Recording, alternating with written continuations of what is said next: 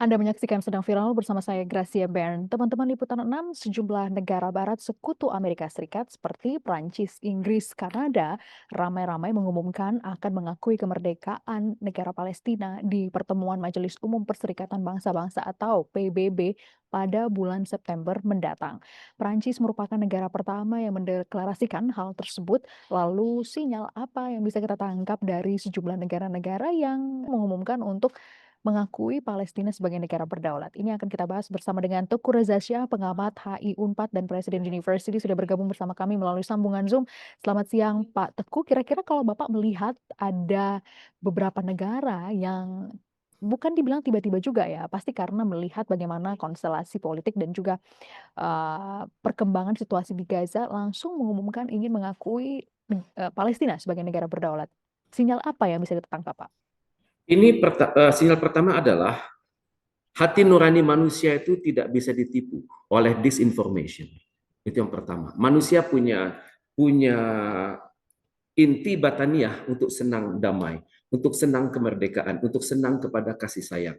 Yang kedua adalah ini bukti bahwa citizen journalism mulai bekerja, di mana masyarakat di dunia mulai melihat bahwa informasi itu langsung masuk ke TV mereka. Kalau tidak masuk ke TV mereka, masuk ke dalam gadget mereka. Kalau mereka tidak punya gadget juga, mereka mendengar ini adalah tema-tema yang dibicarakan oleh masyarakat dunia.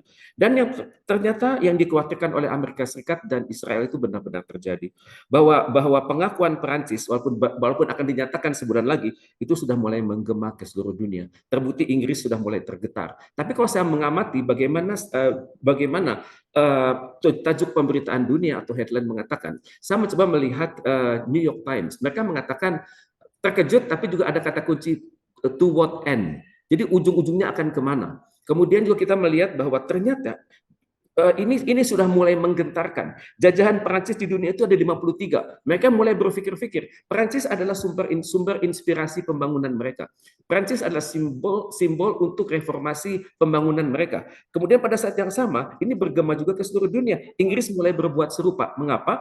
Karena negara-negara jajahan Inggris jumlahnya 54 itu juga sudah mulai mengumumkan hal yang sama. Mungkin bukan pemerintahnya tapi juga masyarakatnya, pemuka-pemuka agamanya. Karena kita tidak bisa menolak lagi globalisasi sekarang di mana kemajuan sains dan teknologi itu berdampak luar biasa atas pengetahuan manusia, atas ilmu pengetahuan yang dimengerti oleh manusia. Jadi bulan depan di akhir bulan September saya perhatikan Perancis akan menyatakan, kemudian Inggris kemungkinan akan menyatakan, dan biasanya Australia akan berbuat yang sama. Karena Australia ingin menjadi negara unggulan di dalam Commonwealth of Nations. Dan saya pikir Presiden Prabowo juga akan mengemukakan hal yang sama. Jadi tanggal 30 September 2025 ini akan sama monumentalnya dengan tanggal 30 September tahun 1960.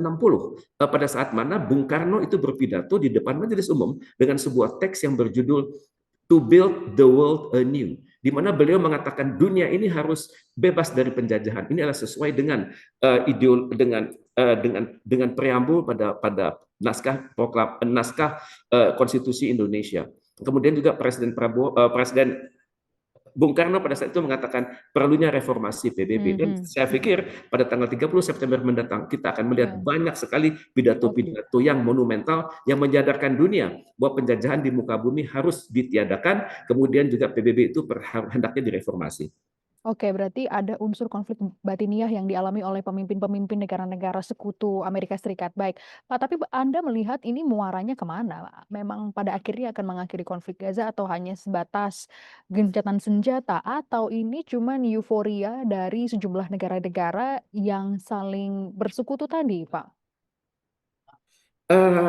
Saya tidak bisa mengatakan secara hitam putih ya, mana yang Mhm. lebih di atas ya. Tapi paling tidak, keadaan ini menyadarkan Israel dan Amerika Serikat. Mereka tidak bisa bermain-main lagi dengan perdamaian di Timur Tengah. Mereka tidak bisa lagi memperkosa hak asasi manusia. Bahwa intinya adalah penjajahan di muka dunia itu harus ditiadakan. Kalau kita menyebut dirinya dihapuskan, tapi juga mereka melihat bahwa kesengsaraan itu benar-benar bertentangan dengan fitrah dari manusia. Dan apakah hal ini akan berujung pada pendirian sebuah negara Palestina yang baru? Ini masih berproses. Paling tidak ini adalah merupakan sebuah start. Karena kalau kita menginduk pada konvensi Montevideo itu pada tahun 1931 itu dikatakan bahwa suatu negara dapat dikatakan dapat merdeka dengan adanya syarat-syarat, misalnya penduduknya tetap. Kemudian yang kedua adalah wilayahnya jelas, yang ketiga adalah punya kemampuan memerintah, dan keempat adalah adanya pengakuan internasional. Hmm, Pengakuan internasional ini adalah sesuatu hal yang diidamkan oleh negara seperti Taiwan, karena kalau tidak ada pengakuan internasional maka negara itu akan bubar. Dan saat ini Palestina memiliki banyak sekali dukungan internasional, lebih dari 130 negara di dunia, dan juga Palestina memang menghadapi masalah. Kekuatan dia hanya di pengakuan diplomasi, tapi dia oke. miskin dalam kemampuan memerintah. Dia belum punya kemampuan itu. Oke, kalau kita bergeser sedikit ke internal Amerika Serikat ya, Presiden AS Donald Trump mengomentari Presiden Prancis Emmanuel Macron yang mengatakan bahwa aksinya mengakui Palestina atau aksi Prancis ini mengakui Palestina ini tidak penting atau tidak berbobot begitu ya Pak ya, doesn't carry any weight. Anda memaknai pernyataan Trump ini kemudian seperti apa? Jadi beneran bisa damai karena ya seperti tadi banyak negara-negara sekutunya yang mulai mendeklarasikan, tapi Donald Trump sendiri bisa aja menggunakan hak veto atau semacamnya, ini bagaimana, Pak? Keadaan ini memang mulai mengganggu Amerika Serikat karena Inggris dan Perancis merupakan dua sekutu Amerika Serikat di dalam Dewan Keamanan PBB. Jadi saat ini kan biasanya pengambilan keputusan itu skornya adalah 3-2. Tiga itu terdiri dari Amerika Serikat, Inggris, dan Perancis, dan dua itu Rusia dan Cina. Dan sekarang Perancis dan Inggris itu mulai mulai bersikap lebih independen. Maka kemungkinannya adalah akan ada kesulitan bagi Amerika Serikat untuk memenangkan veto di PBB. Memang teorinya mengatakan veto dari satu negara itu bisa membatalkan sebuah resolusi. Tapi resolusi yang pro Palestina mungkin terjadi walaupun resolusi itu lunak. Mungkin mengatakan bahwa kemerdekaan itu tidak dalam waktu 1-2 tahun, tapi berproses. Inilah proses yang akan kita pikirkan bersama. Misalnya bagaimana mengelola suatu negara yang bisa menaungi banyak jutaan warganya yang terpecah belah di seluruh dunia.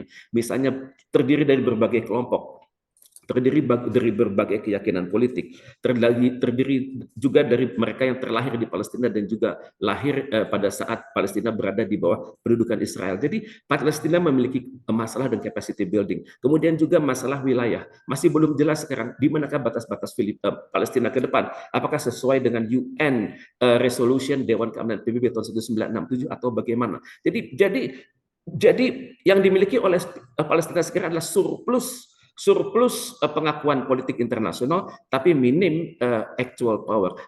Secara realitas mereka masih bermasalah. Mungkin ini yang dilihat oleh Donald Trump, mengatakan itu tidak penting. Tapi bagaimanapun juga ini merupakan sebuah tren bagi pendirian sebuah Palestina. Paling enggak mereka sudah mendapat simpati dari berbagai banyak negara di dunia. Oke, mendapat simpati dari beberapa negara di dunia dan harapannya nanti bisa merdeka atau minimal konfliknya dulu tidak akan berlanjut. Jadi prosesnya memang membutuhkan waktu ya, Pak ya. Baik, Pak, Anda melihat seberapa signifikan pengakuan atau deklarasi dari sejumlah negara-negara yang ingin mengakui Palestina sebagai negara berdaulat bisa membawa perdamaian di wilayah Gaza? Terima kasih. Memang wilayah Gaza saat ini masih belum pasti apa ya kredibilitasnya ya.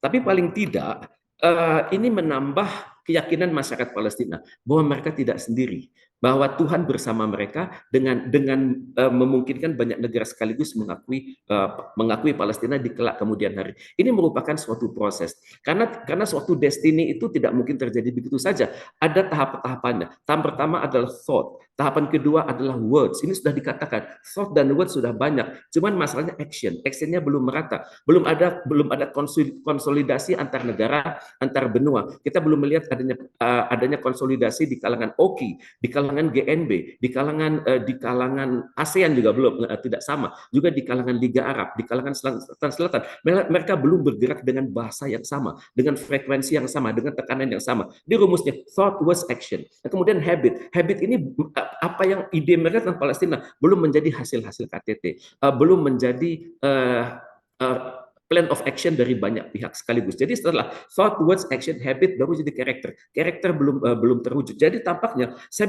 bisa memahami mengapa Trump berpikir begitu. Apa yang dilakukan oleh negara-negara di dunia sebanyak apapun mereka itu baru thought, words, belum action, belum habit, belum menjadi karakter dan belum menjadi destiny. Maka Trump bisa berpikir masih jauh. Tapi bagaimanapun juga kita harus berterima kasih pada negara-negara yang sudah mulai waras.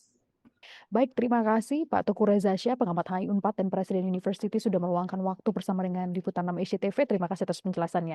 Dan itu tadi wawancara kami bersama dengan Teguh Reza Shah, pengamat HI Unpad dan Presiden University terkait dengan sinyal apa yang bisa ditangkap dari sejumlah negara-negara Barat Sekutu Amerika Serikat yang kemudian dalam waktu berdekatan sama-sama mendeklarasikan diri mereka akan mengakui Palestina sebagai negara berdaulat. Perlu diketahui bahwa nanti akan ada pertemuan di Majelis Umum PBB September mendatang terkait hal ini dan tentunya ini yang akan menarik untuk kita tunggu dan kita bahas nantinya.